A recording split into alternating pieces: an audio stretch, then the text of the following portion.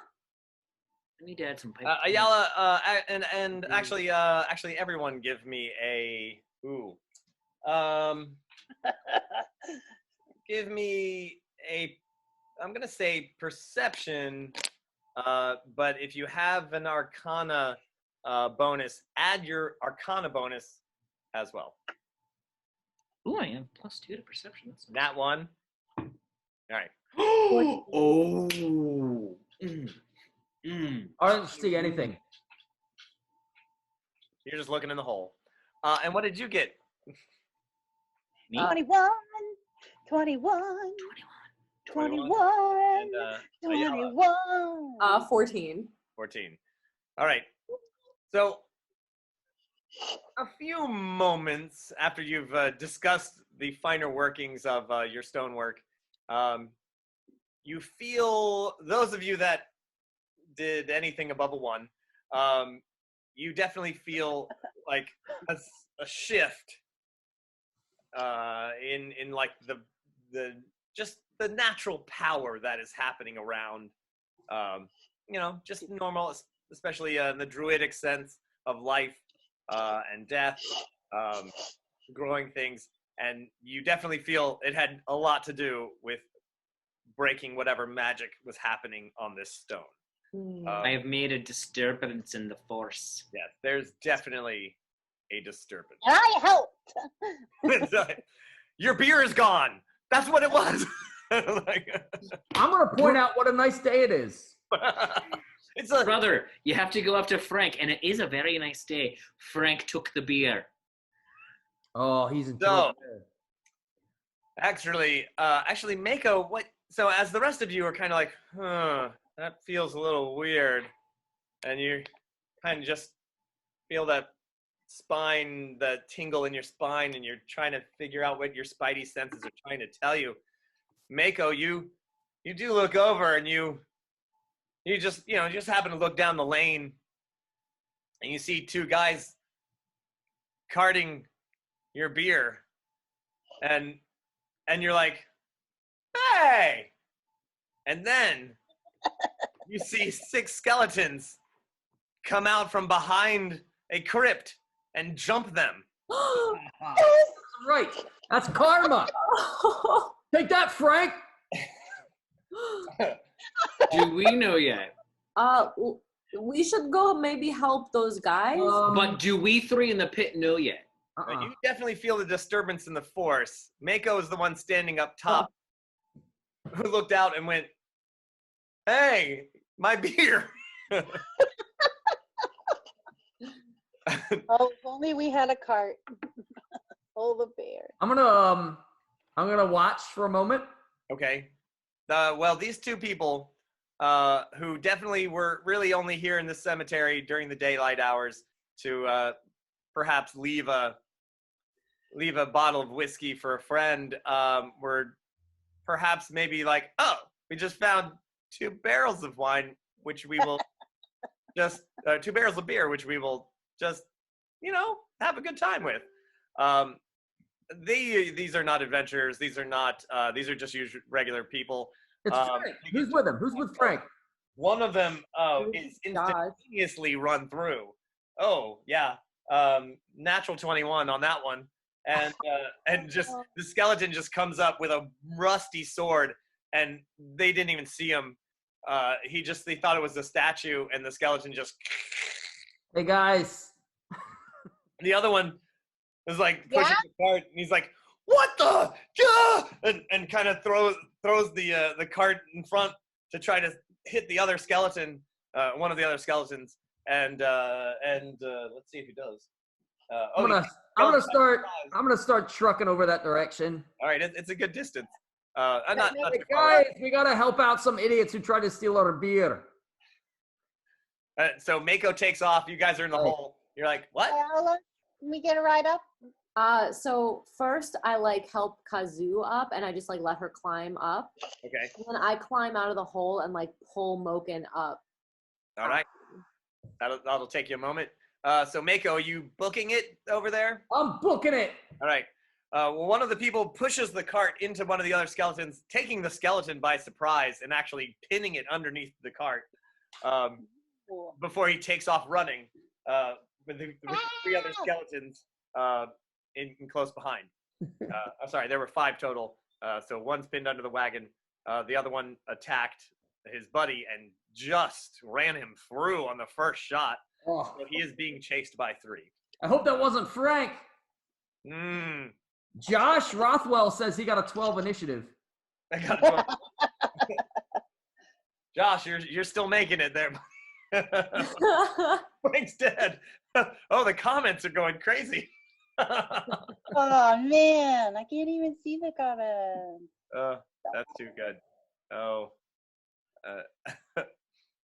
if you could, yeah, proficiency. Oh, thanks. And I do want to appreciate all the people who are hitting the rules there. I do try to follow the rules if they don't get in the way. I'm not even going to bother opening a book because I feel that I have 4 performers here who can definitely fill time without me having to look into the rules. But I do like getting the Nat 20. I do like getting the actual rules so that I know them in the future, which I might follow. I may not. But all right. So one dead person, the other one booking it out of there, being chased by a skeleton. Mako, you book it. You're trying to get there as fast as you can. Ayala, you are. Actually, I guess Kazoo would be. She's up first out of the hole. Over there. And then you're out, and then Mochen. So you guys. The first skeleton is beating the person with this rusty sword that he's already run through, possibly not understanding that person was killed instantaneously with a natural 20. It was an awful lot of damage. So Mochen, you the other one is still pinned under the wagon, and the 3 are chasing the guy. Mochen, you catch up to that one first. You can. How does he get ahead of me? How does who get ahead of you? Mochen. Oh, I'm sorry, Mako. Oh, all right. So how close are the 3? I mean, they're chasing that other dude. He's now turned a corner. They're way ahead. So you can keep running past. Well, the guy, as I'm coming up close, looks dead, right? The first guy? Oh, yeah. He took him down in one shot, and then he just started whacking him. I think I'm going to go past them towards the other one just in case. Okay. Right. Are they in short bow range? Long distance, yes. And Okay. you can move in and take a shot, though. And that's what I'm gonna try and do. Okay. I want to get their attention away from this poor guy. At one of the 3 that's chasing the guy. Okay. Yeah. Yeah, go for it. It's long range with a short bow, but yeah, you can pop one up. Gonna see if I can. So the way I'm rolling, see 11. Oh, jeez, I don't know how to do this. Yeah, add your how does deck. this? Proficiency bonus, 11. perhaps. 11. I legit can't figure this out. So it says 8. So it says +4 to hit, right? Okay. So 11, 15. 15 will do it. You get a little bit of minus for long range, but you're just like one of these 3. I'll hit one of them. So pretty good group shot. I think D6 for a short bow. Yep, +2. I don't know what that is. 5, 6, 7. All right.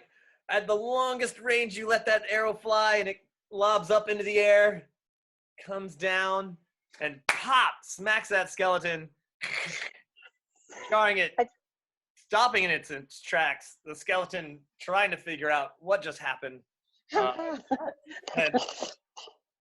turning around to look and see who struck him. I'm like looking at like, who shot that? Who hiding the bow behind my back? Just They'll never- that guy. As the dwarves are running. Ayala. Little legs. We're not really making much ground. True. That's why I'm ranged weapon, yo. Yep. How far away are they? I mean, they were a good 60, 70 feet away, at the start. And so now the one guy has been running full tilt. So he's another 150 feet away. Total. And how many skeletons were there? 3? There are 3 chasing that guy. Now there's 2 chasing them, and one is looking around to find who just struck him. And there's one beating literally the dead man, and there's one underneath the cart who's struggling. Skeleton's not the strongest things in the world, struggling to get unpinned from a cart that holds 2 full kegs of beer. So I look at the hole and then look at the fight and then look at the hole and then look at the fight and I just like sigh heartily and then I like start to go toward the cart. Okay. Does it look like those skeletons are going to catch that guy, or does he look like he's going to get away? All right. They seem to be basically, well, you know what? It's going to be an athletics. Something like that would be athletics check for that guy, because they basically have the same speed. But skeletons don't become exhausted, whereas living creatures do. So you know that if they eventually he will tire, and yeah, so that might be bad, as they say. Are they outrunning me? You know, if you're using my movement is 25, so yeah, because you're getting 50 feet, they're getting 60. Yeah, and I'm probably getting tired. I think he's on his own. All right. Kazoo, your movement is 25 as well, isn't it? Yes, we're short. We got little bitty legs. All right. I'm gonna roll for this guy who's okay. You know what? He's possibly not as not as dumb as he looks, being a beer thief. Yeah.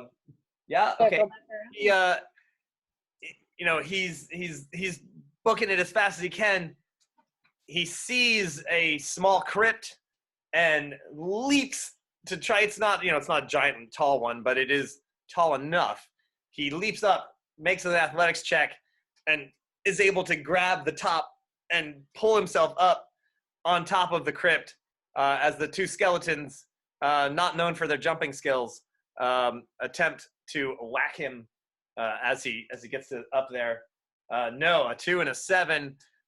Even though he kind of kicks one as he's trying to scramble up to the top, but they are definitely threatening him. So he still has to kind of move around the roof of the crypt. And these 2 skeletons, the other skeleton, by the way, has turned and is heading towards you. The one that Kazoo shot. So has turned, and with an axe in his hand and what is left of a buckler shield, it's literally just the handle, and starts hobbling his way towards you with an arrow sticking in his chest. All right. I know arrows aren't the greatest against skeletons, but I had to get them off of those poor It did people. catch his attention. Kazoo, you can shoot another arrow. You've moved forward as much as you can, and you can fire ridiculously long range at any of the ones on the top, or any of the ones chasing the guy. Okay. That's my goal. I'm gonna get them looking at me, and then I'm gonna run the hell away. Oh, yay! 17 plus 4 is 21. Nope. All right. Ridiculously long range. You let an arrow fly, and it eventually comes down. It actually roll your damage. Yep. Whap.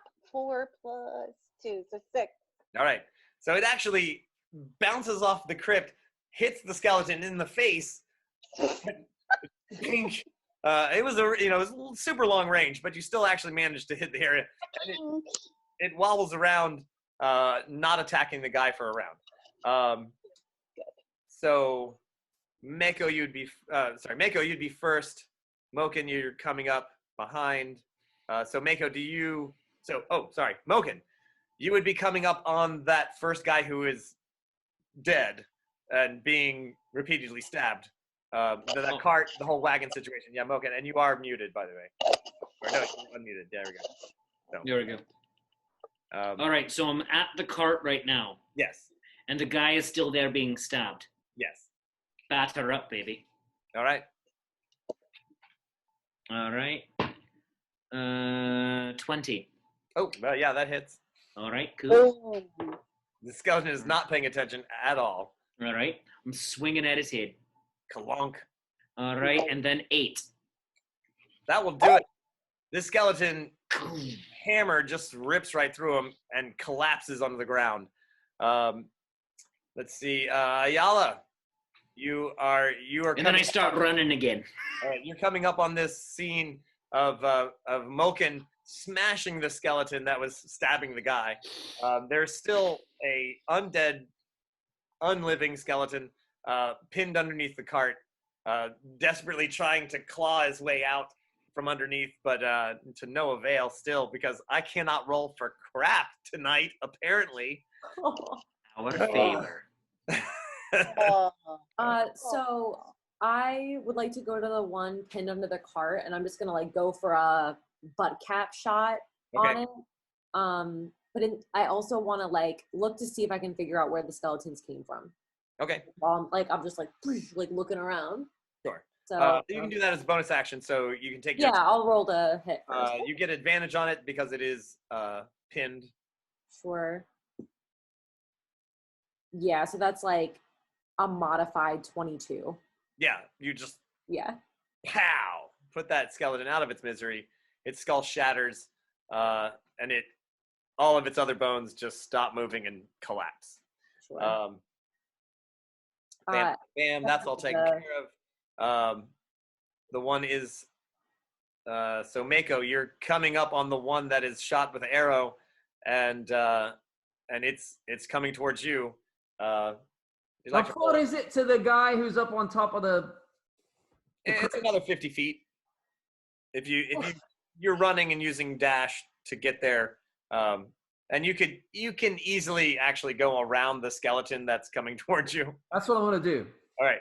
So you're just like, you take that side diversion because he did turn, and you just go diagonally to it. So next round you'll be able to attack. I know we haven't rolled initiative, but basically we have an order here, so he's fine. Did I see where the skeletons were coming from? Give me a quick investigation roll. Sure. That no, never mind. All right, It's like 7. They came from the cemetery. Great. All right, no worries. Mystery solved. Mystery solved. All right, so we got 2. We got the one. Mochen, you are all right. You just attack the guy. Boom. Kazoo, you've distracted one. Distracted the other. Is there one more left? There's one attacking the guy who's on the roof of the crypt. Not doing a very good job. He hooked his axe into the shingles. They're made of clay tile, like Italian tile roof. The skeleton hacks into it, attempting to hit the guy in the foot, but it hits the shingle. The shingle comes loose, and there's 2 at the crypt, right? Yes. Oh, okay, yeah. So I'm gonna try and get another one of the ones at the crypt. So because the skeleton rolled so bad, I gave the shingle a chance to hit the skeleton. The shingle rolled a natural 21. So here in your game, inanimate objects have the ability to. I mean, it was the skeleton's fault. The skeleton rolled badly, hooked his axe into the shingle roof, and as it pulled back, it pulled the shingle loose. The shingle just slid right back, doing an uncanny 4 damage because it was double damage. The shingle just nails him right in the face, breaking off a piece of his the Kit Kat bar. Yeah. Okay, so I'd like to shoot at one of the skeletons that's still trying to attack this poor human who was trying to steal my beer, so that I can kill the human that was trying to steal my beer. I'm assuming human. Yes. Because a gnome would never do that. All right, here we go. Gnome wouldn't get. Oh, there it is. I rolled a 2. All right. That you actually have no idea where that arrow landed. I mean, there's enough trees and things like that around and other, structures and crypts that you just like. What the? Bad selection. We find it in the guy on top of the crypt at the end of the fight. Right. The shingle got knocked loose. The arrow went right inside. There was someone hiding in there. All right. All right. Where are we? We're at Mako. You've made it to those. You've made it to those guys. Great. I'm gonna channel divinity and use my destructive wrath, and I'm gonna do a thunder wave on the 2 skeletons into the side of the crypt. Okay. They gotta make a Constitution save, I believe. Oh, jeez. But it's maximum damage because I did my channel. All right. So if they make the save, it is 8, and if they miss it, it's 16. They failed horribly. Best roll is a 6. These skeletons not having. I was about to say it's not their best day. They also get pushed 10 feet ahead, so they should get slammed into the side of the thing. They do. So it's 16 damage just from the thunder wave. You see this, magical. It's wave and like sharks wave. It's like little sharks in the wave, pushing out. Wow. Slamming into these skeletons. They get shoved into the stone crypt. Blam! Smashing against it. And, how much damage was that? Well, it's 16, because I channeled. Oh. Okay. Maximum. They were dead before they hit the wall. The Fathom, the Chum, and the Holy Coast. Pow! They explode all over the place. And then hit the wall and then shatter. It's a mess. So there's just that one who was walking towards Mochen after Mako just zoomed by him. All of you. Yeah, you're muted. Yeah, there you go. Rage. One guy left. Rage. All right. I'm gonna gain the advantage on the strength checks and the saving throws, not attack, +2 melee damage with strength weapons, resistance to bludgeoning, piercing, slashing damage.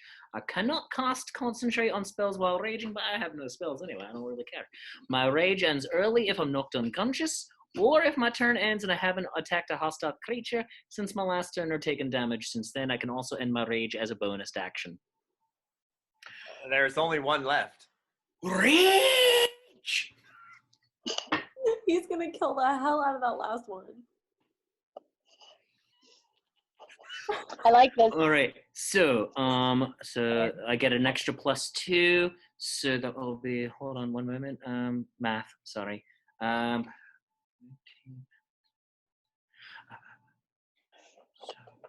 26. Let me check. Yeah, this one misses. No, I'm kidding. Oh, if he hit a 21, that'd be amazing. It's the Uber. Super skeleton. Did I not mention this one? No. Had a magic buckler. No, you totally rage into it. Just hammer coming right down on it. All right, and then that'll be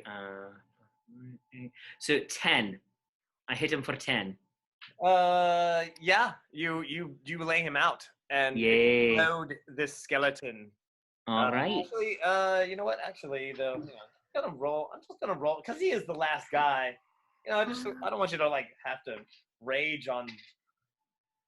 Okay, this is a slightly more difficult skeleton than the rest. So you have not killed it. It is nearly dead. Nearly dead is slightly alive. Right, slightly still undead. Now, Ayala, as you see, you're just like, yeah. Now you are looking around to see where those skeletons are possibly from. This dwarf is smashing into this skeleton, is hobbling back. Mako has destroyed the other skeletons. The guy on the top of the roof yells out, "Jawsus be praised!" And so Mako, you look at him and you think maybe he's a sailor from possibly follower of Jawsus. I say to him, where did you think you were going with that beer? Let's cut to the important part. Where did you think you were going with that beer?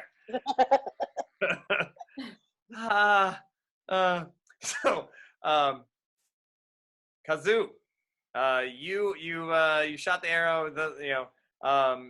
You also kind of looking around just to make sure everything's cool. Ayala, as you look around further and your sorcery arcana senses, you stretch it out and you look back at that beautiful building that you just left.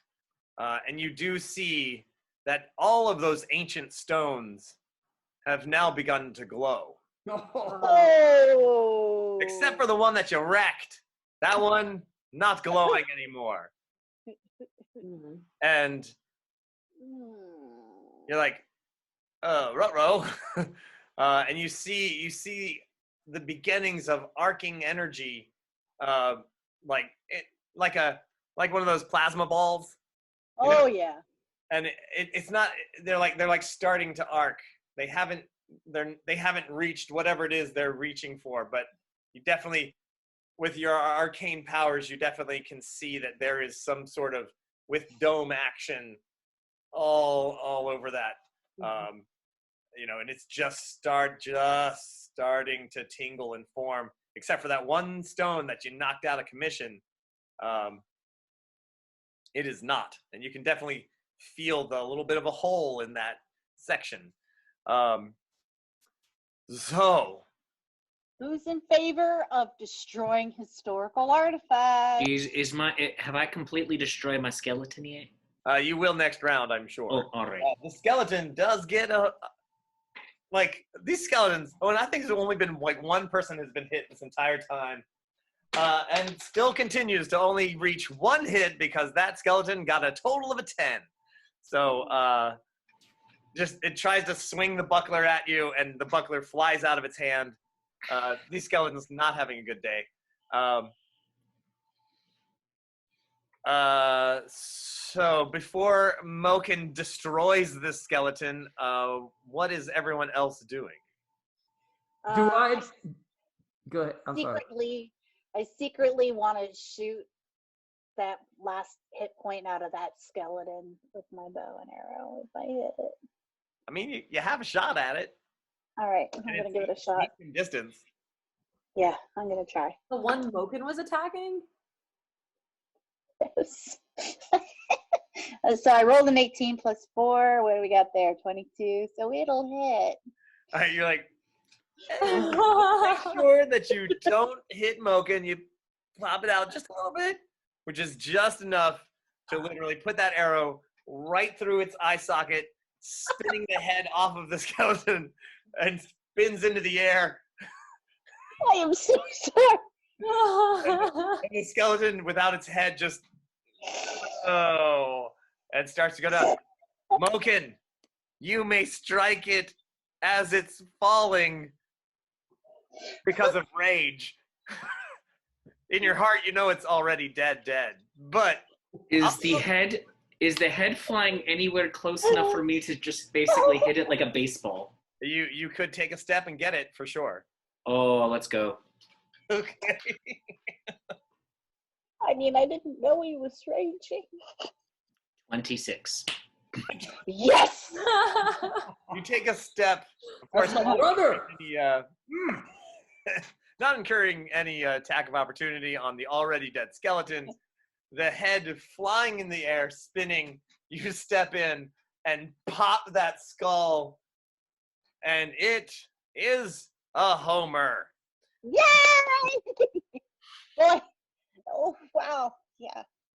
Amazing. Let's things are really... How do you, Hey, brother? everybody, there's a glowing happening over there. Yeah. Who You wants to actually, break like, in? you pop it and you're like, yeah. You point back, and then you're like, oh, what the is that? Ooh. And but Mako is pretty much the only person who's not paying attention to that because someone stole his beer. All right. Do I know about the glowy stuff? Nope, you're looking in the All opposite direction. Well, then I'm gonna definitely- demand. What? I'm sorry. Oh, I'm definitely gonna like, hey, I think we have bigger problems than stolen beer. Are you saying it loud? Because I think I'm pretty far away. I'm like yelling. I want everybody Alright. to hear it. Yeah, I'm being very loud. The guy on the roof, however, had been looking at you, does actually look up and go, what the is that? So do I see it? Yeah. Well, All right. Well, turn around. then I'm gonna quickly demand from him that he gives a donation to Jawsus because of his bad choices. Okay. He doesn't look at you at all and continues to look at whatever it is behind you and just goes, yeah, praise Jawsus. No, I mean give me a donation right now. Give I'm me a already persuasion running check. toward the building. I'm like headed that way. I'm like, all right, I told them. Goodbye. Okay. I'm give me with her. a persuasion check there. Who, me? Yeah. Oh. Or intimidation. I guess that's whichever you'd like to use. You could. You're kind of intimidating, but also could be persuasive. I got a 12. All right, and are you using persuasion or Intimidation. intimidation? Like, I'm gonna. Yeah, that's that. He's like, and he like pats himself down like he doesn't know where his wallet is. And he just rips his pouch off his thing and just throws it at you and jumps off the back of the crypt on the other side. I'm gonna put that with the bone Okay, so that I can sacrifice it to Jawsus later, and then I'll start heading up to the hill. sure thing. Meanwhile, the rest of you are like, oh my. And like I said, like a plasma ball, this glow is, and you guys start running back to it. Ayala, you're going to be closest. Where exactly are you running to? I'm gonna go back up the steps like before, and I'm just gonna like look to see if anything is happening other than just the light. Like, is the ground shaking? Is like something coming up out of the earth? Are there more things? Oh yeah, it's definitely there's definitely an entire full-on force action happening. Guys, I don't know if we can take out all of these guys. I disagree. Like I think, like, you know, we have two dwarves, we have you little magical singing thing with your shooting, and we They're also going tonight. I mean, you could probably walk right through them. So. I'm like, and then we have a fire breather who like can fly, and like, all right. and like and this boyo right here, the tall one, you know, like you're pretty good in a scrape. So running you're back. Ayala will get there first. Kazoo will get there second. Mochen will get there third, and Mako will get there eventually. So, now what you see before you, you definitely are. You're coming up to the bottom of the hill, and you see these glows are now reaching the top of the dome. You see whatever weird statue is on top starts to fill with energy, and then sends this beam out, up, the energy coalescing on the roof, and then shooting up through that statue. The broad daylight, you feel your hunger because it is past lunchtime, and you're like, I was getting really hungry, but now I can't even think about that because what is this? You're closest to this edge over here. Boop. I'm sorry. Looking into the camera and trying to figure out where. Here, you're here. You're closest to there. That's a staircase up into that area, as we showed before. For those of you tuning in who were not here way earlier when I showed a picture of the actual building, here we go. We'll just do that again. That's the picture of the building. There's the stones, and all but one are glowing now, even that one that's tiny and barely sticking out of the ground. Ayala, you're at the bottom of this hill. There's the staircase in front of you, and that pool is definitely glowing in not a holy way. All right. Let's see. What are my options? Destroy the pillars. Yeah, I am going to Destroy the statue on the top. I'm just trying to look at what I have. How high up is the top of the dome? It's pretty good height. The pillars themselves are near 15 feet tall. So each pillar 15 feet. The edge of that dome is a good 20. Wow. Okay. A good 20, maybe 25 feet from there. So the very top of that dome would be 25 plus 15. So that would be a good old 40 feet tall. All right, that's 5 of me. I'm going to try to find a way up. Well, you are 8 feet tall, right? Or 7 feet. Dragonborn are pretty big. Okay, I mean, you're like kind of heading up the hill, heading up the staircase, trying to find a way to get up those columns. Yeah, like if there's a way, like if the stones are kind of jutting out and I could climb, or if there are stairs somewhere, like anything to get up there, or tree that's next to it. Because ultimately my goal is I want to knock the statue over. Sure. Or like try to find a way to break it. All right. So you're just heading up the hill or heading up the staircase, looking around. Give me an investigation check. You are kind of yeah. All right. Yeah. Give me just a regular investigation check. 18. Ooh. Oh, what was that? Sorry. Oh, 18. 18. I'm gonna say that you might see one of these pillars. Maybe.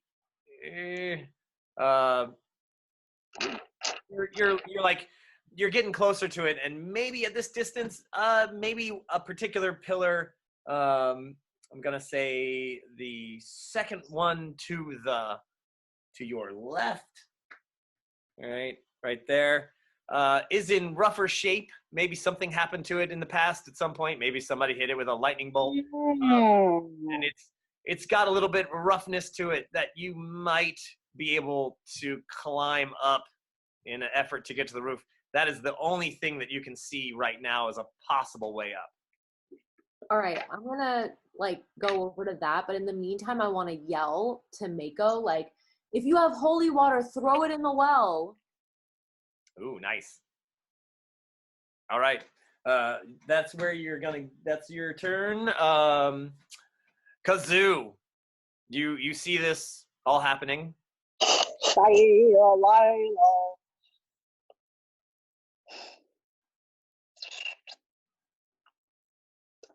Yep, I do. Let's see. I can bardically inspire someone. There's no one I can shoot arrows at right now yet. There's no one there aside from you guys. Okay. Yeah. I'm gonna ask Ayala if you want to yeet me to the roof and I can try and break something. That's good. Yeah, and then I do. All right. You'll have to catch up to her, and you can do that on your next go. So you're gonna like just run straight to her, kind of up the hill. Actually, Yeah. give me a. So you're bolting it up there. Give me an athletics check. Just to see if you can how far up the hill without using the staircase. It's a shorter shot, but it's a tougher hill. So just give me an athletics check, just to see how easily. A 9. Yeah, it doesn't. It's not great. But you're like you kind of get to a point where you're like, damn, should have taken the stairs. It would have been better. But you're practically there. You will get there. So, and basically what's basically technically going to happen is that you would hold your action until she got there, and then yeet her up, as they say. Yeah. Yeet me! Yeet me! Yeet me! I cannot make the distance. You have to yeet me. Oh man! So this whole game is just going to revolve around the dragonborn Ayala just launching. You were all so tiny. Why are you all so small? Wait, we're bigger than her. We're still small, brother. Are we? Or is she just quite large? She's big too. It's all pretty relative. The laddie is really big, yeah. She's just far away. That's all. All right, so you're gonna get up there. Mochen, you are getting as fast as you can, but it's gonna take you another round to get back there. So does that mean I lose barbarian rage? Because I'm not actually attacking. Sadly, yes. All right. I wish it gave me extra speed. That would be amazing. All right, I'm just gonna keep trucking. I'm gonna, you know what? I will give you just a little extra bonus movement on that, just because it is the rage, but because you're like hoping that there's something there to hit, and you're like,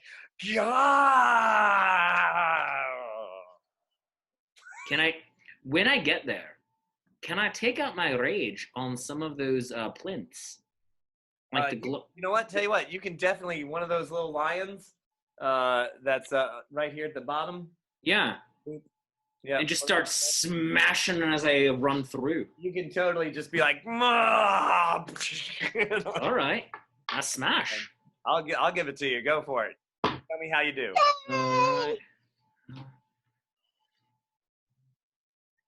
And it's a 15. You take the nose right off that lion. All right. That lion was looking at you funny. Oh yeah, that particular lion. Can I just keep like running after swinging, just like it's just like swing on the run? It's a run by. It's definitely a run by. You're just like it's a run by fruiting. Just bang, and you just keep going up the stairs like just so mad. You take the snout right off that lion. I now have to mark it down in the history of my planet that lion has been defaced. So the next adventuring party that comes up to it is like, and one of the lions, the one on the left, its face no longer there. It doesn't. By some reason. And of course, the party's going to spend the entire time looking at the other lion, waiting for it to come to life. And it. Yep. Meanwhile, I'll be like, hee hee. I get that. By the way, Kazoo, Mitch Ernst says hi. Who? What? Mitch Ernst. He's watching. He says hi. Aww. And he said that this is art. Aww. Yeah, said, great, now Voltron isn't going to have a nose. You don't know you don't know which lion in the Voltron it was. It could have been the toe. It could have been a stub toe. No, but the lion wouldn't have a nose when they're flying around. No, they're all lions. The original Voltron, they were all lions. I know, and the nose of that lion wouldn't be there. But it's not like Voltron doesn't have a nose. It's like Voltron doesn't have a toe. He doesn't actually have a cat face. See? Anyway. So Frank, Mako, you're dead anyway. You got killed by a I think it's me. The ground is rumbling. The ground is shaking. I have a plan. And so we're back to Ayala. I thought we were at Mako. Oh, Mako, you're busting your hump trying to I'm get up still there. going. Did I hear her about the holy water? Because I would not think about that myself. Yeah. Her booming voice at you. from the top of the hill comes down at you. You hear it. You're like, sounds like.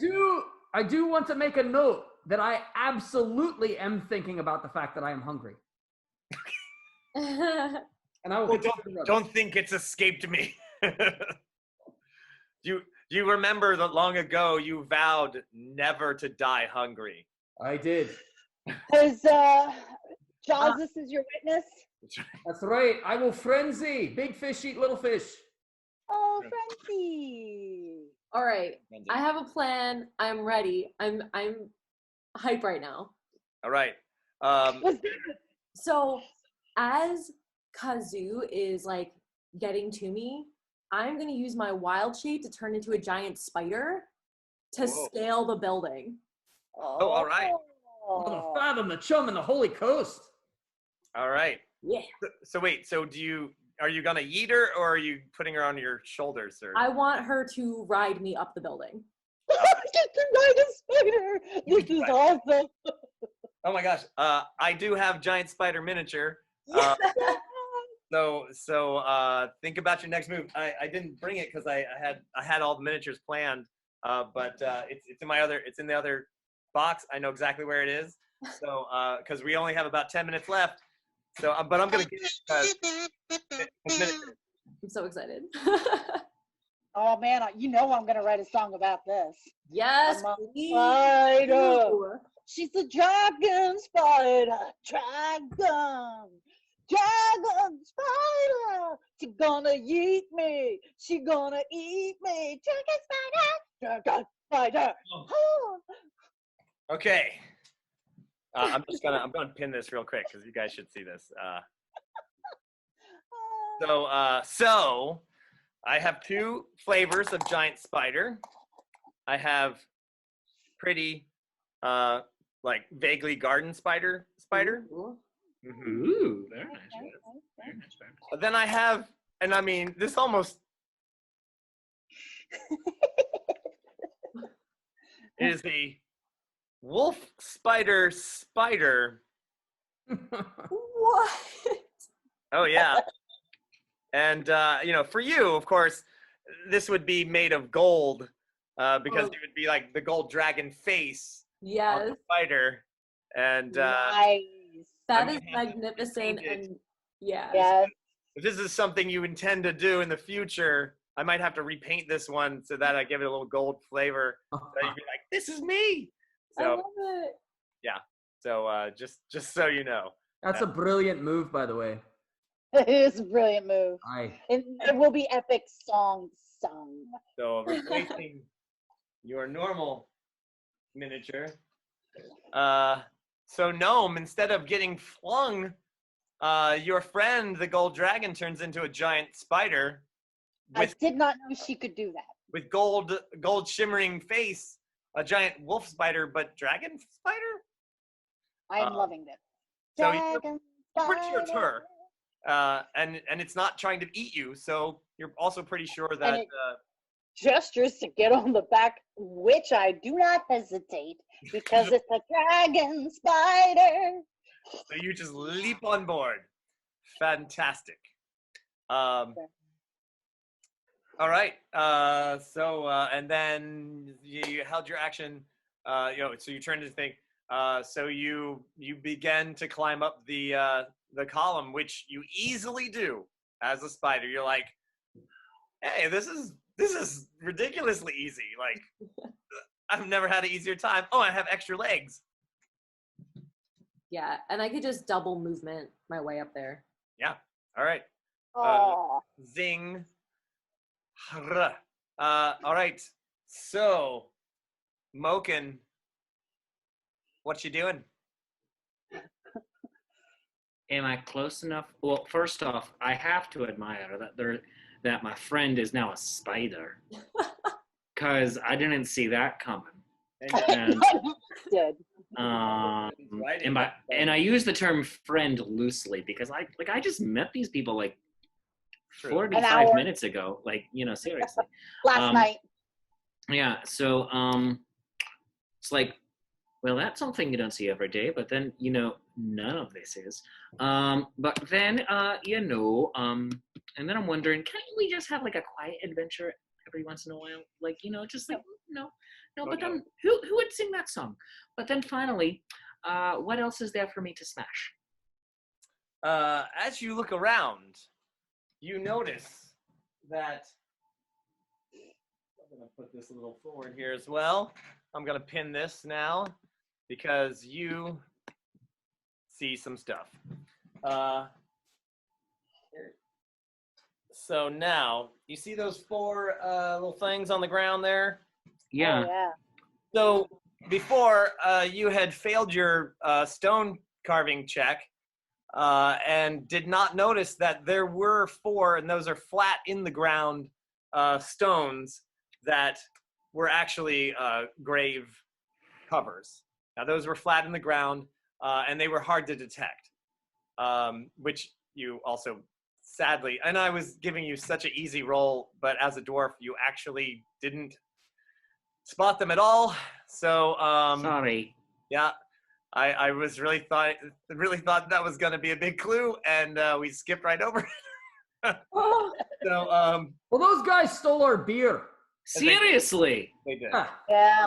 I'm glad Frank died. Never bring beer on an adventure. Those serve him right. Always bring beer on an adventure. So there you are at the entrance, and out of each one of those pops an undead creature that, as power comes down from the dome, striking them. And you see up into the dome, into the circle of the dome, a ball of energy that then strikes down at these 4 spots.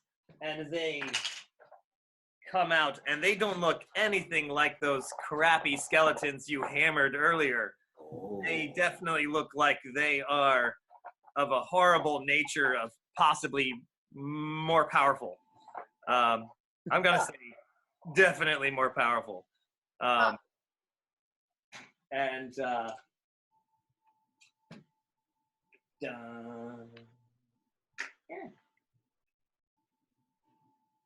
Where my liches at?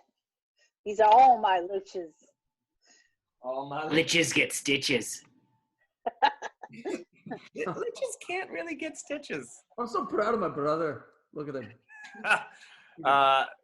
And you see them cackle with laughter. They're not skeletons. They are possibly mummified a little bit. They are definitely here to stay, and quite horrible as well. Definitely here to stay. That's what you have to say about them? Yeah, they've stuck around for quite some time. Yeah, These guys are here to stay. They're the next big thing on the charts. here. It's a 4-person boy band. What can I say? One direction. One erection. What? Mako, Yes. you see the ground cracking, and you're so you're still headed up there. Like, will I be there like next round or? Yeah, you'll be there next round. All right. You're booking it. You see your brother My little standing there dwarven at loves the of entrance. Academy. You can't quite see what he's seeing at the top of the hill, but you see your brother kind of take a moment. Kind of like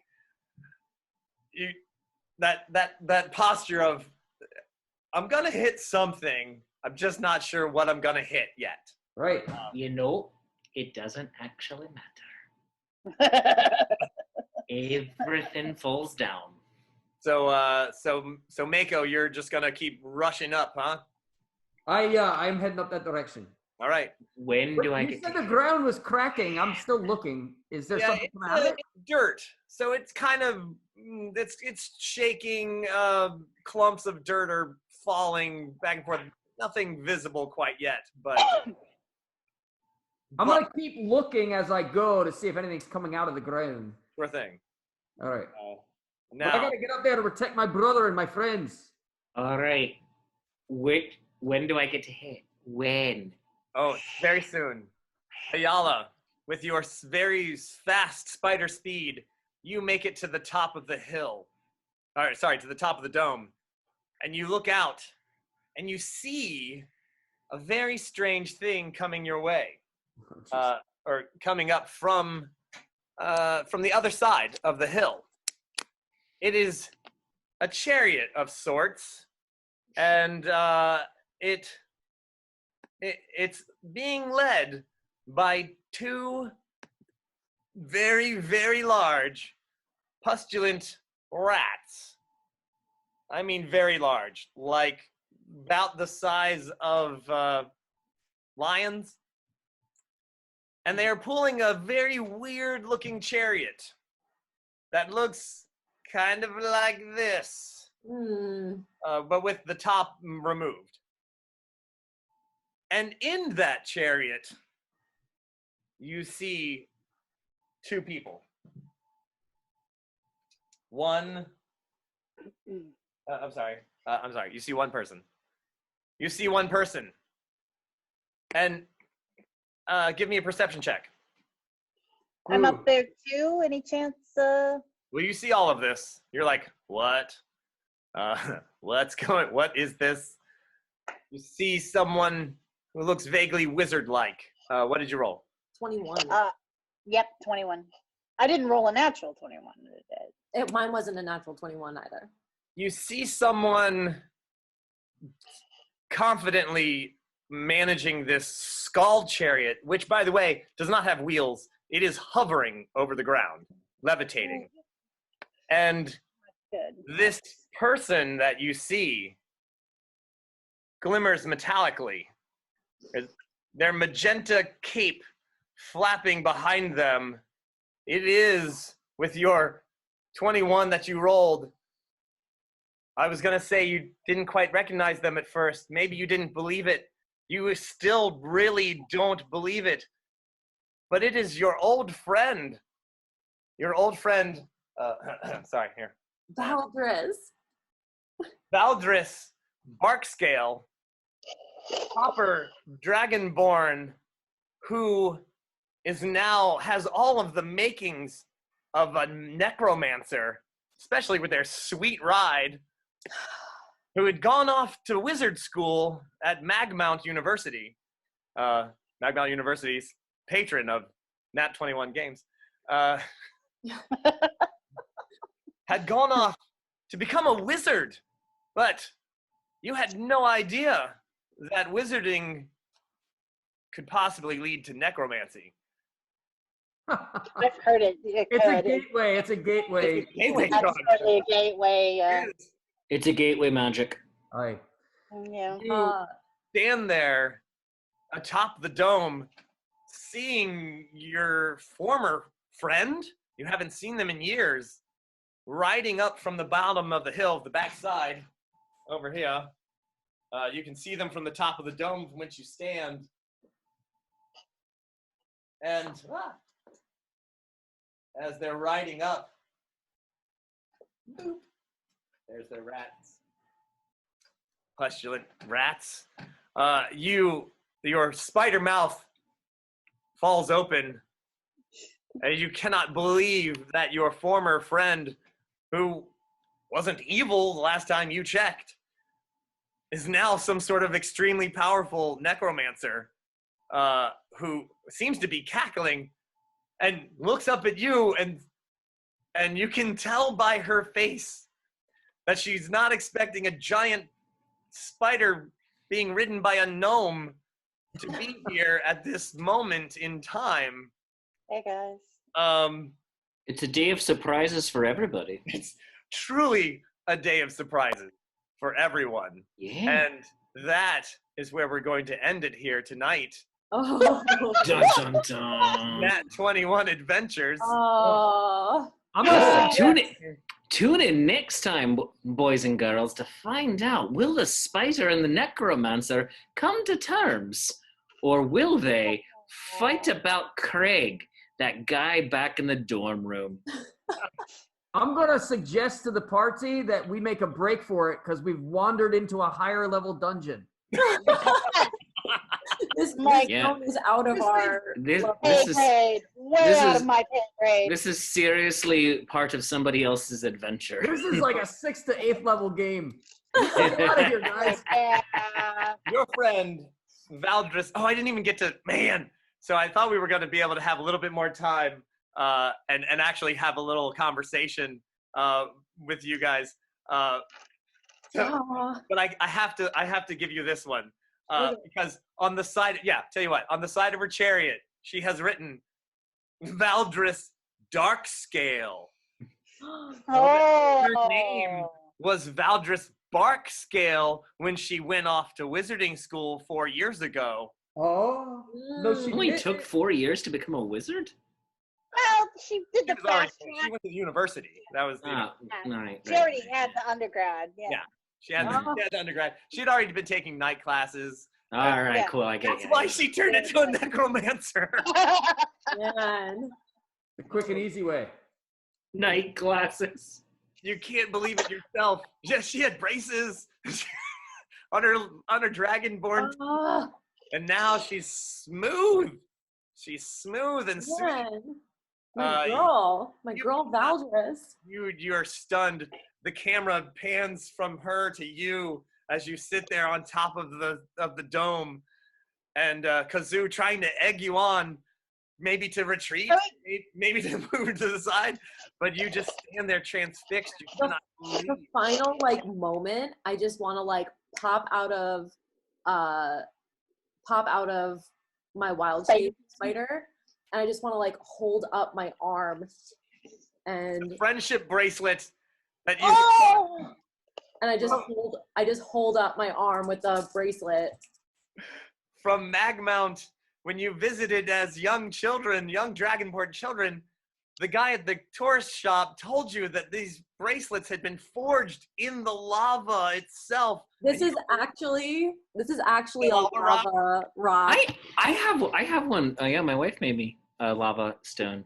Your friend's Bracelet. bracelet two halves split before she went off to the university. Oh, your heart is sinking right now. I have a quote. I got a quote from Josh. He says, "Be careful who you make fun of in middle school. They may become a powerful badass necromancer." Yeah. Also, apparently, Josh also said earlier, this is the quality when we were speaking about what happens when I bash the face off of a lion. This is the quality discourse that is inherent to all D&D games. If you hit the nose off a lion, which part of the Voltron is missing? And then Frank says, you roll a d6 to determine which line you hit and one you re-roll it. So, and then Frank said, we never determined who died. Frank, we declared it was you. We declared it. Yeah, we were pretty clear on that. Frank always gets it. Niall. Everyone, I'd like to thank you all for coming into our premiere night of Nat21 Adventures. I hope you all had a good time. This is a great cliffhanger. I'm so glad you held up the friendship bracelet. That was great. Oh, that was a beautiful ending, dude. Can we pimp out our Venmos, Patreons, etc.? Absolutely, pimp away. But before, and then I've got a little bit more information at the end. So go for it. Pimp your things. Go for it. TJ Miller, my PayPal is actionjkd@gmail.com and Venmo is actionjkd. All right, I'm your friendly neighborhood Shakespeare. If you like me, you can go buy me a coffee at coffee.com/Shakespeare. That's ko-fi.com/Shakespeare. Or go to my Patreon, patreon.com/Shakespeare. I love you, you love me. There's mutual glorious affection. How about Kazoo? If you enjoyed seeing a little gnome bard do her thing, donate generously to every other performer on deck because I don't have a PayPal or Patreon. Well done. So my Venmo is at Adamo Ignis. But if giving money isn't your thing, or I know a lot of us are going through hard times right now, just liking our pages goes a long way for us getting booked in the future. So find our pages on Facebook, whether it's Lord of Adventure, Shakespeare, Mab, or Adamo Ignis, or Paolo Garbanzo, and just give us a like. That really helps us out, guys. So we love you. Thank you. Absolutely. Please come work out with me on Yeah. Facebook, facebook.com/actionjkd. I do live And- classes almost every day, and you can check it out on Facebook there. So punch some stuff, take out your frustration. All the links in the feed there, and we all really appreciate you guys coming. I'm gonna post all of this up on YouTube eventually, and on Twitch once I get the Twitch running, because it totally failed, and I didn't have enough time to cross-check that. So thank you everybody for tuning in. This is Nat21 Adventures. I'm Paolo Garbanzo, and I had a great time, and we're gonna be back here at 7 p.m. Eastern time next week to find out who is this friend that is, truly causing trouble for everyone. And we will all be back here next week. Thanks for tuning in. Great job, Paul, by the way. Yeah, great job. Yeah. Oh my gosh. Yeah, Paul. All right, everyone. We'll see you next time. Bye.